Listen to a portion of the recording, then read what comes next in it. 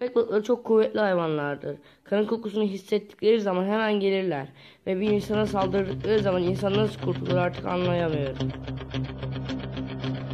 Köpek balıkları en yırtıcı hayvanların en üstüne geçmiştir. Çünkü yırtıcılığıyla, kabiliyetiyle kendini birinci sıraya almıştır. Gerçekten çok tehlikeli bir hayvanlar. Dikkat edilmesi gerekir. İnsanlar kara hayvanların arasında en yırtıcı hayvanlardandır. Gerçekten çok yırtıcıdır. Pençeleri çok kuvvetlidir. Çene ısırığı çok kuvvetlidir.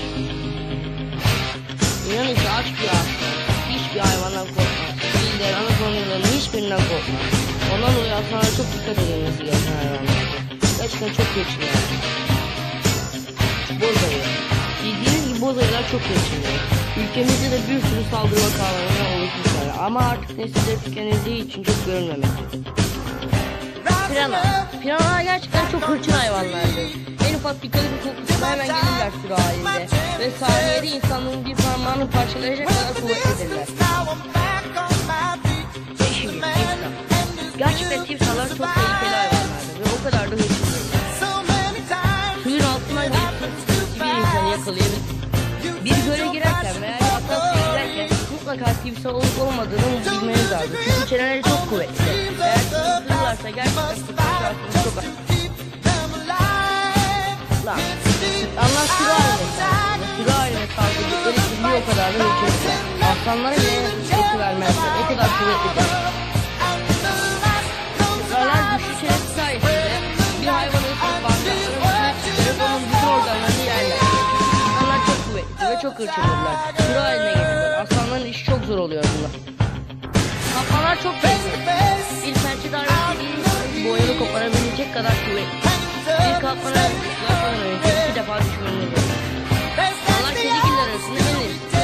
Bundan dolayı da çok tehlikeli. Aslanlara kafa tutarlar. Asla hiç hayvandan korkmazlar.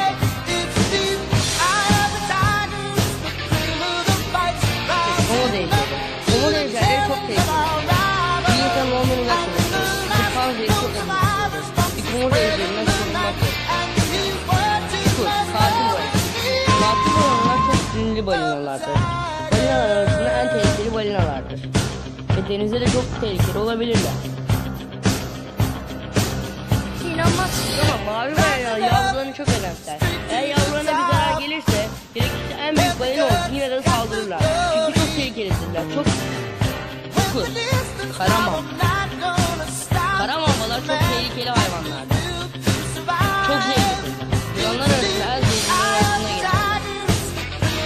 Karamamba yılanı çok tehlikeli yılanlardır. Yılanlar arasında en yırtıcı olanlardır. Bir o kadar da zehirlidirler. O yüzden bunlarla iyi korunmak gerekir. Kaya kartal. Kaya kartalları kuş türleri arasında en yırtıcı ve en güçlü olanlardır.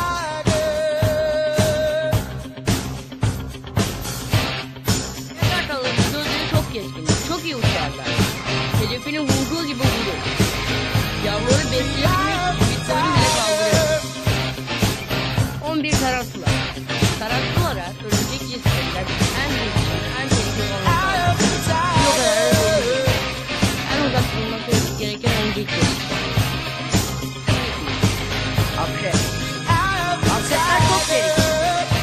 Soktuğu zaman zehir hemen vücuda yayılmaya başlar. Ama akreplerin hala panzehri yok. Ondan dolayı çok dikkatli olun. Çünkü akrepler çok yırtıcıdır. Bir o kadar da tehlikelidirler. Zehirleri insanları çoğunu öldürmektedir. 13. Kurt. Kurtlar sürü haline gezerler. Çok tehlikelidirler.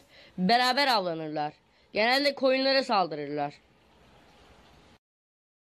Kurtlara karşı dikkatli olmak gerekir. Çünkü çoğu ormanda vardır. Ama bazılarının nesili tükeniyor. Hayvanlara zarar vermeyelim. Hayvanlar önemlidir.